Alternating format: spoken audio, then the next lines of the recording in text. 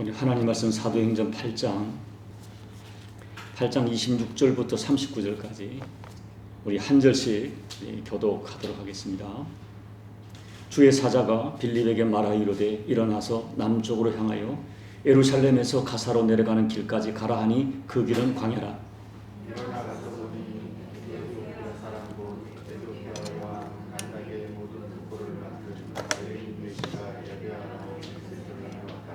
돌아가는데 수레를 타고 선지자 이사야의 글을 읽더라.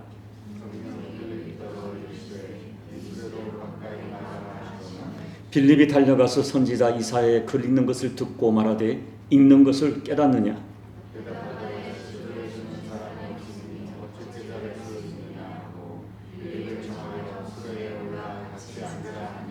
읽는 성경 구절은 이것이니 일렀으되 그가 도달자에게로 가는 양과 같이 끌려갔고 털 깎는 자 앞에 있는 어린 양이 조용함같이 그의 입을 열지 아니하였도다.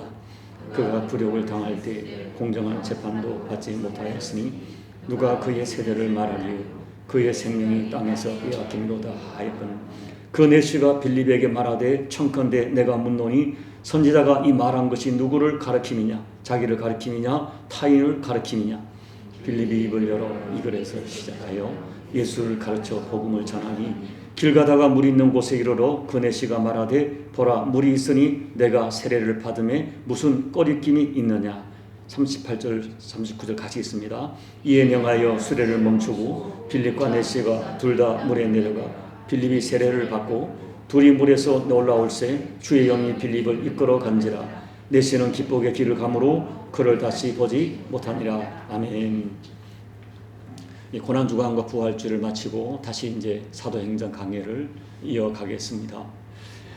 제가 영적으로 미숙한 시절에 깊은 묵상이 없이 모 교단의 삼박자 축복이라고 하는 교리를 비판한 적이 있었습니다.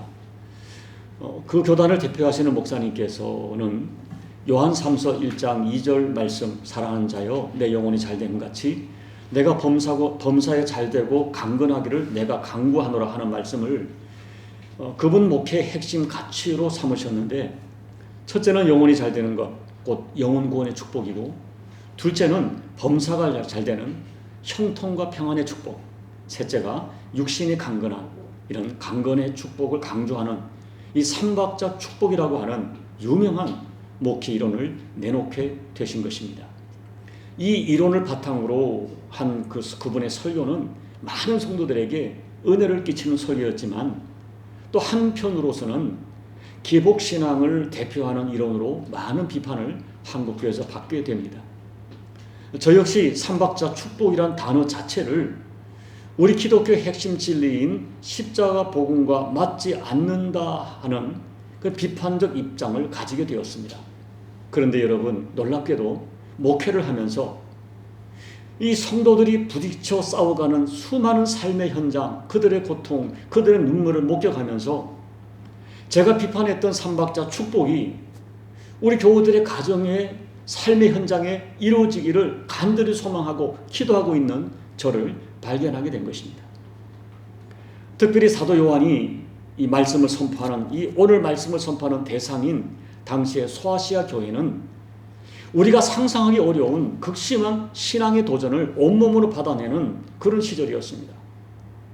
그 시절에 고난당하는 소아시아 성도들에게 목회자로서의 사도 요한은 그들의 영혼이 잘됨같이 범사가 잘되고 강건하기를 온 마음으로 간절히 기도하고 있었던 것입니다.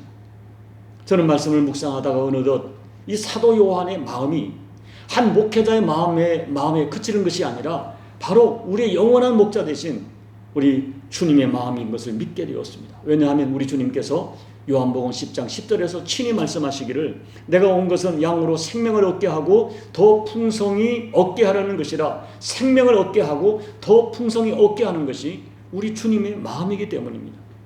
결국 예수님의 양인 우리가 주님 때문에 생명을 얻고 더 나아가서 그 주님으로 말미암아 풍성한 삶을 살게 되는 것, 그것이 우리의 목자 되신 주님의 간절한 소원이라고 저는 믿게 되었습니다. 그리고 주님으로부터 여러분의 목양을 이임받은 목자로서 제 간절한 소망은 여러분이 정말 영육간에 구원받은 정도에 그치는 것이 아니라 하나님 안에서 풍성한 복된 삶을 살아가는 것입니다. 그런데 여러분, 이미 저와 여러분이 경험한 바와 같이 우리가 살아가는 삶의 현장이 만만하지 않습니다. 지금은 미국에서 한인 목회를 크게 하시는 어느 목사님이 개척 초기에 너무너무 어려워서 이 목사인데도 우울증이 오고 공황장애가 왔습니다. 그런데 그 목사님은 미국의 한 정신과 의사 스캇 팩이라고 하는 사람이 쓴 아직도 가야 할 길이라는 책에서 큰 위로를 받고 회복되는 계기가 되었다고 말씀하십니다. 그런데 그 책이 강조하는 핵심 가치는 인생은 고통의 연속이다 하는 것입니다. 인생은 고통의 연속이다. 이것이 위대한 진리라는 것입니다. 우리 삶이 고통의 연속이라는 진리를 내가 인정하고 받아들이게 되면 그때부터 그것을 뛰어넘을 수 있는 용기와 힘이 생긴다는 것입니다. 그런데 여러분, 우리 인생이 삶의 고통이라는 진단은 이 정신과 의사의 진단이기 전에 성경이 선언하는 위대한 진리입니다. 범죄한 인간이 살아가는 세상은 그 인간의 죄로 인하여 말로 할 수 없는 고통이 연속되는 현장입니다. 그런데 여러분, 복음이 무엇입니까? 하나님께서는 죄로 인하여 고통받는 인간의 인생이 그 고통으로만 끝나게 하지 않으셨다는 것입니다.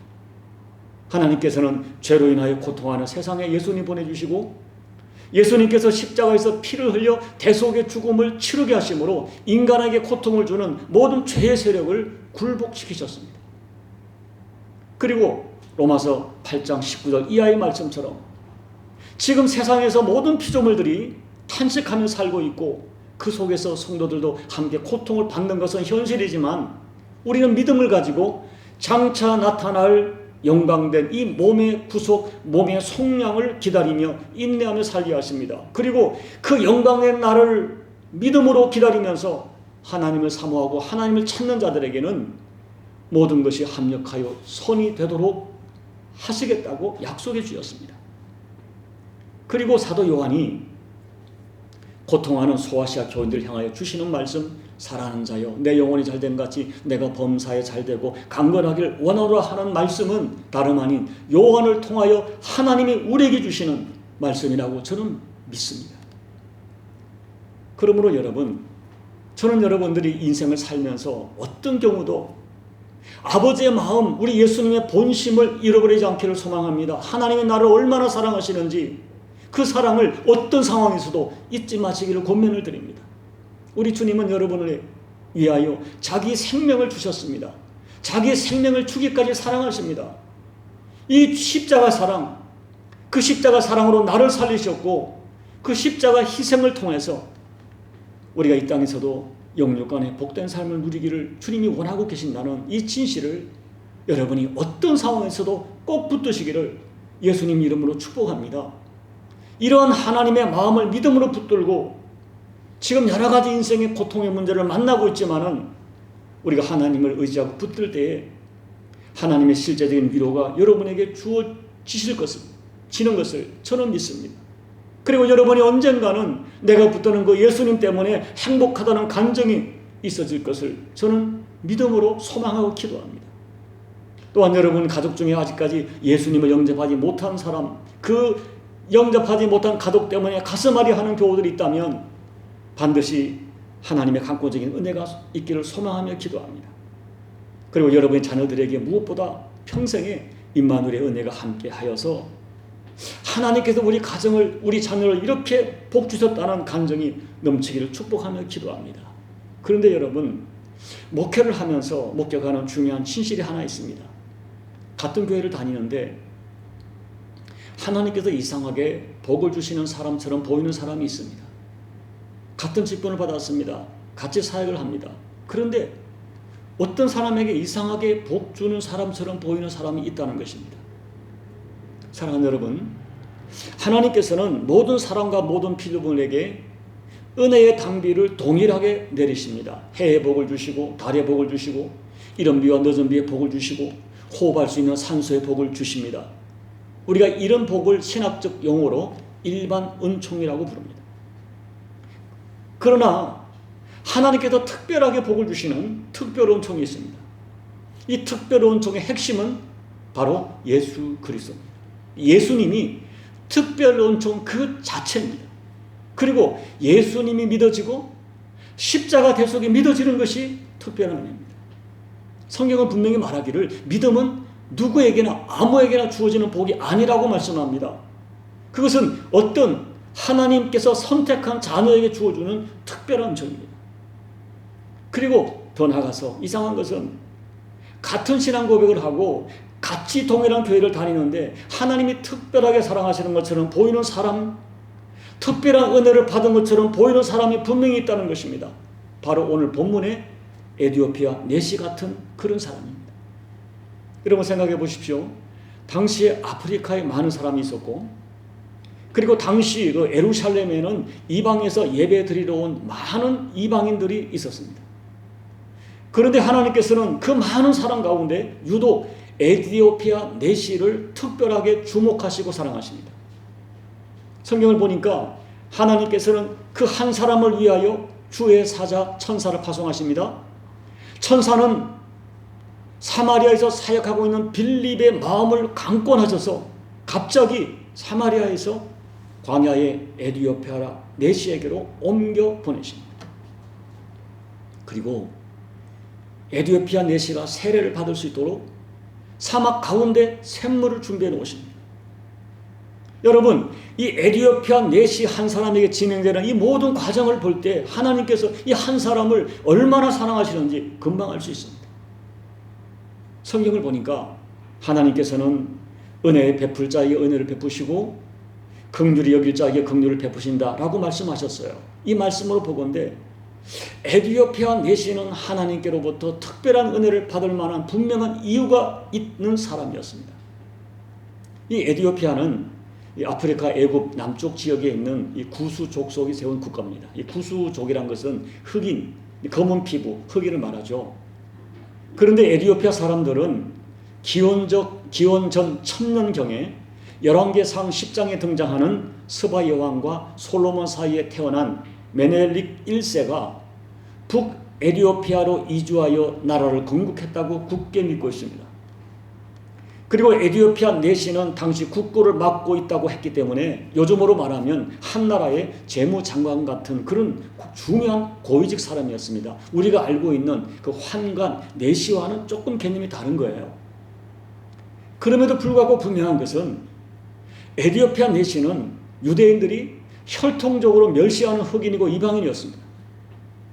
하나님의 은총을 받을 자리에서 멀리 떨어져 있는 사람입니다. 그런 그가 하나님의 사자가 움직이는 사람이 되었어요.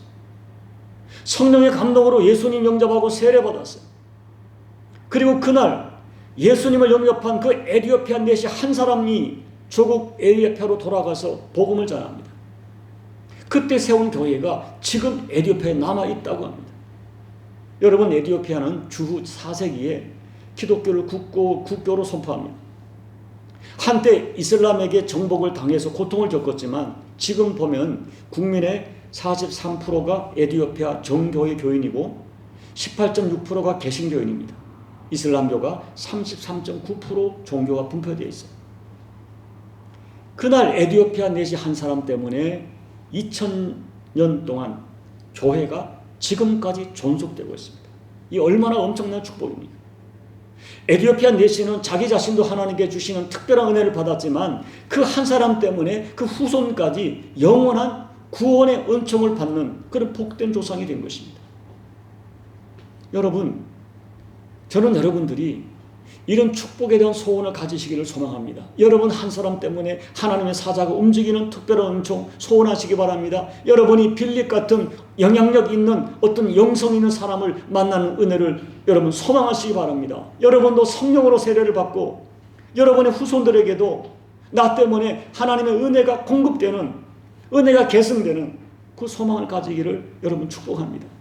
그렇다면 여러분, 은혜 받을 만한 사람에게 은혜를 베풀어 주신다고 하셨는데, 그렇다면 이 에디오피아 내시가 어떤 사람이기에 이런 은혜가 하나님께서 보시기에 누가 보더라도 이 특별한 은혜를 이 사람에게 주신 것입니까? 오늘 말씀에 나타난 에디오피아 내시의 어떤 모습이 하나님을 감동했을까요? 첫째, 하나님께서는 최선의 예배로 하나님을 영화롭게 하는 사람에게 특별한 은혜를 주십니다. 우리가 27절 말씀을 보면 에디오피아 내시는 여러분 어떤 국사를 논의하기 위해서 예루살렘을 찾아온 것이 아니었습니다. 에디오피아 내시는 오직 한 가지, 하나님께 예배드리는 분명한 목적을 가지고 예루살렘을 방문했다가 하나님의 큰 은혜를 입게 되었습니다. 정리하면 에디오피아 내시는 오직 하나님께 예배드리는 목적으로 예루살렘을 방문한 것입니다. 그렇다면 여기서 우리가 한 가지 의문이 생깁니다. 이방인은 성전 예배를 드릴 수 없습니다. 더군다나 내시라고 하는 신분은 율법적으로 성전에 들어갈 수가 없습니다. 이 모든 것을 알고 있을 이 사람이 1500km가 넘는 그 먼 길을 굳이 찾아와서 예배하고자 하는 이유는 무엇이었을까요? 학자들은 이 에디오피아 내시의 혈통을 연구합니다. 그리고 어떤 신학자들은 이 에디오피아 내시가 흑인이지만 유대인이 분명하다고 추정합니다. 이런 결론을 내리는 데는 나름대로 설득이 되는 분명한 근거가 되는 자료가 있습니다. 1860년에 유대인 선교사 두 사람이 에디오피아에서 선교 활동을 하다가 곤다르라고 하는 시골 마을에 들어갔다가 충격적인 광경을 목격하게 됩니다. 그 마을의 중앙에 회당처럼 보이는 초가 건물이 있었고 그 건물에 들어가니까 놀랍게도 천장에 삼각형 2개를 접쳐놓은 다윗의 별이 그려져 있었던 것입니다. 그것만이 아니라 그들이 유대교의 전통 율법을 따라 신앙생활을 하고 있었던 것입니다. 너무나 놀란 영국 선교사들이 어떻게 해서 다윗의 별이 이곳에 그려져 있느냐고 묻자 그들이 대답하기를 우리는 유대인이라고 말하는 것입니다. 에디오피아 오지 마을에 살던 흑인 유대인들이 이렇게 세상에 알려지게 되었습니다. 알고 보니 그들은 솔로몬과 동침했던 서바 여왕에게서 태어난 메멜렉의 후손으로 유대인의 혈통을 간직한 지 2700년 동안 그 지역에 살아온 흑인 유대인이었습니다. 그들이 그렇게 말하고 있는 거예요. 이 소식이 알려지자 혈통에 대한 애정이 특별했던 이스라엘 정부가 과학적인 검증을 거쳐서 이들이 유대인임을 확인하게 되었고 그리고 그들을 이스라엘로 송환할 것을 결정하게 됩니다. 그리고 1985년 이스라엘 첩보 기관인 모사드에 의하여 소환 작전이 시행되어서 1차적으로 8,000명이 이스라엘로 돌아가게 됩니다. 이렇게 돌아온 유대인들을 이스라엘에서는 팔라샤라고 부릅니다. 그리고 남아있는 유대인 팔라샤들의 송환을 위하여 많은 협상과 우여곡절 끝에 에디오피아 정부에 3,500만 불을 지불하고 1991년 5월 24일 솔로몬 작전을 실시해서 14,200명의 검은 유대인들이 이스라엘로 귀국하게 됩니다. 여러분이 그 참고 자료를 보면 제가 자료를 띄우지 못했지만 그 비행기 좌석을 다 떼어내고요. 그냥 사람들 이 모자에 머리에 번호표를 붙여서 그 한 번에 500명씩 하루 동안에 14,200명이 이스라엘로 귀국하게 돼요. 여러분 흑인 유대인이 존재했던 거예요. 이런 역사적 사실을 근거로 하여 학자들은 사도행전 8장의 에디오피아 내시가 유대인일 것으로 추정하게 된 것입니다.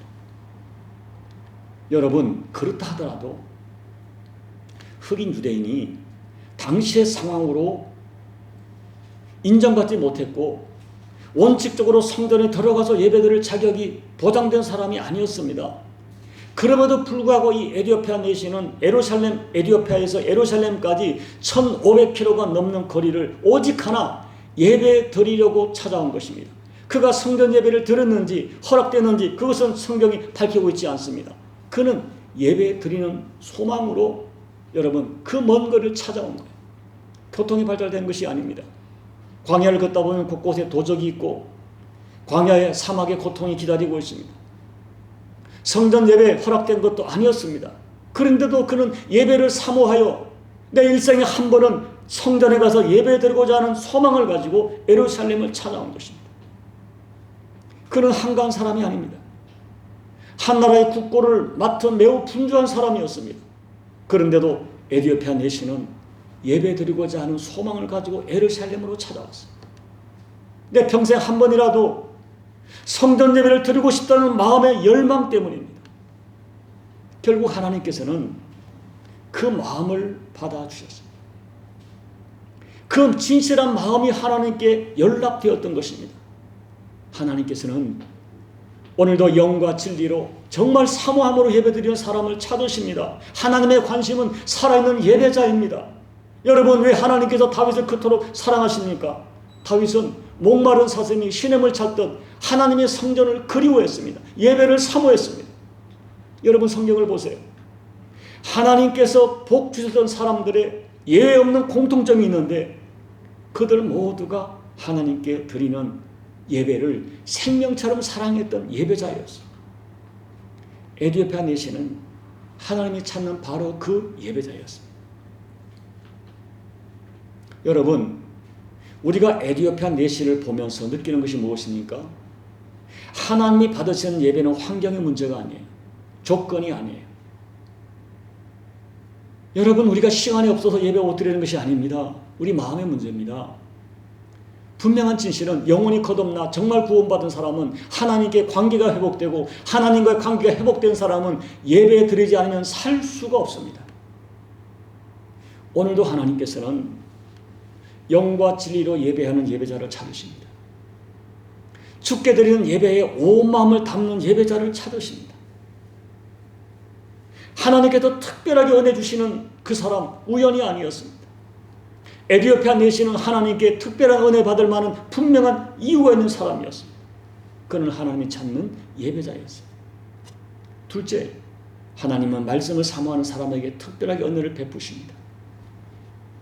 오늘 성경을 보십시오. 내시는 편안한 소파, 조용한 서재에서 성경을 묵상한 것이 아니었습니다.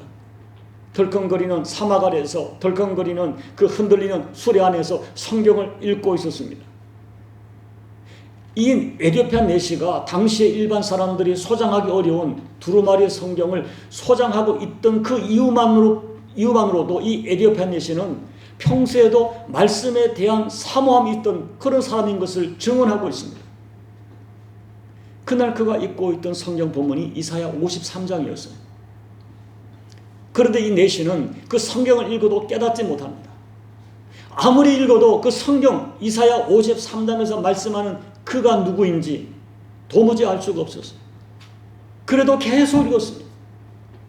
이렇게 말씀을 사모하는 내시를 위하여 하나님께서 움직이십니다. 하나님께서는 내시를 위하여 천사를 움직이시고 천사는 빌립을 움직였습니다. 주님의 사자가 빌립에게 수레로 가까이 가라고 말씀하십니다. 가까이 가보니 내시가 이사야서를 읽고 있었습니다. 내시에게 읽고 있는 성경이 무슨 뜻인지 알고 있느냐고 물었습니다. 내시가 말하기를 나를 지도해 주는 사람이 없어서 그 뜻을 어떻게 알 수 있겠느냐고 반문합니다.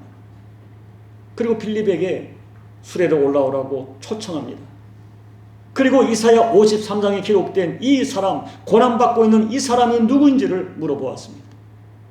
빌립은 이사야 53장에 가르치는 그분이 바로 예수님이신 것을 성경을 풀어서 자세히 가르쳐 주었습니다. 그때 이미 성령께서 에디오피아 내시에게 예수가 믿어지는 은혜를 주신 것입니다. 마침 근처에 물이 있는 곳이 있었습니다. 에디오피아 내시는 주저없이 세례받기를 청했고 빌립은 그 내시에게 세례를 주었습니다. 여러분, 오늘 우리 성경에 37절 말씀이 생략되어 있습니다. 그런데 그 성경 별표 난해줄을 보면 어떤 사본이 기록되기를 제가 읽어드릴게요.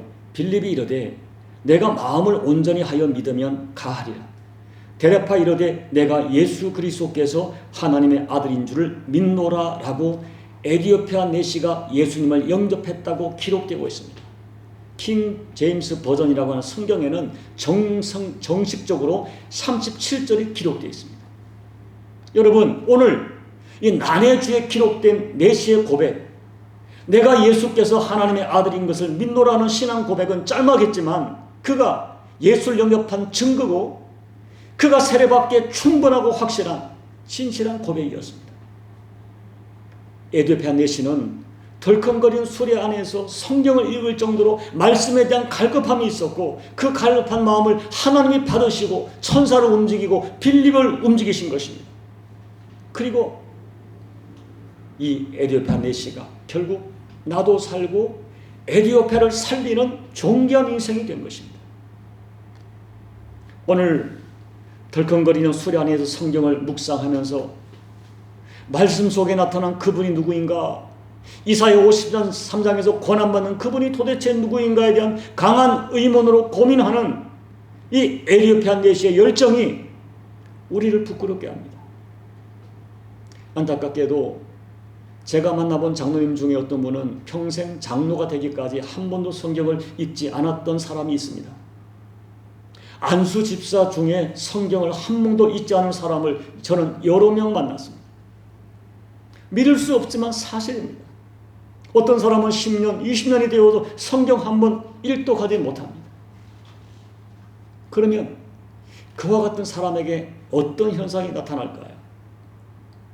자기 안에 말씀이 없으니까 자꾸 세상 얘기만 합니다. 내 안에 말씀이 없으니까 그 사람이 변화되지 않습니다. 성장하지 않습니다. 아무리 오래 교회를 다녀도 변화가 없습니다. 어떤 사람이 중요한 계약서에 사인을 하고도 그 계약서에 무슨 내용이 있는지 모르는 어리석은 사람 같은 것입니다. 더 심각한 진실은 말씀에 대한 갈급함이 없다는 것은 그가 생명이 없다는 증거요, 하나님 밖에 있다는 증거가 되기 때문에 그것은 매우 두려운 현실입니다. 여러분, 하나님께서는 말씀으로 천지를 창조하셨어요. 하나님은 말씀으로 온 세상을 운행하십니다. 하나님은 말씀으로 귀신을 쫓아내셨습니다. 예수님은 말씀으로 병자를 치료하시고 말씀으로 기적을 일으키셨습니다. 하나님께서는 우리의 구원과 구원받은 이후에 어떻게 살아야 될지 모든 방법과 모든 진리를 말씀에 담아 놓으셨습니다. 그렇기 때문에 어떤 사람은 그냥 말씀을 읽다가 하나님의 음성을, 하나님의 부르심을 듣고 목사로 부름받습니다. 제가 아는 어떤 사람은 말씀을 읽다가 질병이 치료받았고, 제가 아는 어떤 사람은 그냥 말씀을 그냥 읽어 내려가다가 방언의 은사를 받았습니다. 어떤 분은 말씀을 통독하다가 끊지 못하는 자기의 더러운 습관을 끊는 그 악한 영에게 해방되는 은혜를 받았습니다. 여러분 꼭 기억하셔야 돼요. 하나님의 은혜는 1차적으로 말씀을 통하여 우리에게 흘러 들어옵니다. 이 하나님 말씀에는 우리를 구원하는 방법과 우리를 치료하는 하나님의 그 권세가 담겨 있습니다. 우리가 어떻게 살아야 될지 모든 진실의 내용이 말씀에 담겨 있습니다. 그렇기 때문에 거듭난 사람은 말씀 없이 살 수가 없습니다. 오늘 덜컹거리는 수레 안에서도 말씀을 묵상할 수 있었던 것은 이 에디오피아 내시의 영이 살아 있었기 때문입니다. 여러분, 덜컹거리는 수레 안에서 말씀을 묵상하는 에디오피아 내시에게 도전을 받으십시오. 하나님의 은혜는 아무 까닭 없이 우연히 찾아오는 것이 아닙니다. 사모하는 사람에게 찾아오는 은혜인 것을 잊어서는 안 됩니다. 셋째, 하나님은 겸손한 인격의 사람에게 은혜를 주십니다. 이 에디오피아 내시는 광야에서 만난 무명의 전도자 빌립을 오직 하나님의 말씀을 가르친다는 그 한 가지 사실 때문에 자기 수레 안으로 모십니다. 읽고 있는 말씀의 내용을 잘 모르겠다고, 나는 잘 모르겠다고 진실하게 자기의 부족함을 인정합니다. 일국의 장관의 버금가는 권세를 가진 이 사람이 무명의 전도자, 초라한 전도자에게 무릎을 꿇고 세례를 받습니다. 이 짧은 성경이지만 이 에디오피아 내시의 인격을, 그의 품성을 엿볼 수 있는 대목입니다. 이 에디오피아 내시는 정말 정직했고 겸손한 인격을 가진 사람이었습니다. 여러분, 세상의 진리도 그렇지만 영혼의 진리도 똑같아요. 비워진 잔에 하나님의 은총이 담겨집니다. 물은 높은 곳으로 가지 못하고 낮은 곳으로 흘러들어갑니다. 하나님의 은총은 낮은 곳에 임합니다. 하나님은 낮아진 마음에 복을 주십니다. 에디오피아 내시는 하나님의 은총이 흘러들어가도록 충분히 낮아진 겸손한 인격을 가진 사람이었어요. 그리고 에디오피아 내시는 하나님의 말씀이 믿어지자 즉시 결단하고 세례를 받았어요. 그 결과 자신과 후손이 최상의 복을 받는 믿음의 조상이 되었습니다. 여러분, 말씀을 정리하면서 여러분에게 꼭 말씀드리고 싶은 것이 있어요. 오늘 하나님께 특별한 은혜를 받은 에디오피아 내시의 신앙은 사실은 특별한 수준의 것이 아니라 우리 신앙의 가장 기본기입니다. 가장 기본적인 내용입니다. 예배를 사모하며 드려라. 말씀을 사모해라. 사람과 하나님 앞에 겸손해라. 우리가 수없이 들었던 신앙의 ABC, 신앙의 기본기입니다. 결국 결론은 이것입니다. 우리가 기본만 잘해도 하나님의 은혜를 받습니다. 하나님의 모든 은혜를 받는 비결은 우리 신앙의 기본기에 다 들어있습니다. 여러분, 사람은 나를 모르지만 하나님은 나를 정확히 아십니다. 그리고 생각해 보세요. 여러분들이 어떤 누군가에게 여러 가지 말을 듣는데요, 정말 불쾌한 말은 너는 기본이 안 돼 있어. 이 말 들을 때 얼마나 불쾌합니까? 그 말이 얼마나 우리의 인격을 모독하는 말입니까? 그런데 만약에 하나님이 여러분을 보시고 너는 아직도 기본이 안 되어 있다 하시면 얼마나 부끄럽겠습니까? 과연 나는 신앙의 기본기, 나를 정확하게 알고 계시고 보시는 하나님 앞에 나는 신앙의 기본이라도 드리고 있는가? 자신을 점검해 보십시오. 나를 정확하게 알고 있는 하나님 앞에 신앙의 기본이라도 올려드려야 합니다. 아니, 그분은 사실 기본을 받기에는 너무나 존귀한 분이시지만 우리는 내 신앙의 기본이라도 하나님께 드려야 되고, 우리가 신앙의 기본만 인정받아도 하나님 은혜가 우리를 떠나지 않을 것입니다. 그리하여 에디오피아 내시에게처럼 우리가 하나님께 기본이라도 제대로 올려드린다면 하나님께서는 나를 위하여 이 에디오피아 내시에게처럼 주의 사자를 보내시고 나를 위하여 빌립 같은 유력한 누군가를 움직이시는 은혜를 주시고 나 때문에 내 후손까지 복을 받는 은혜를 주십니다.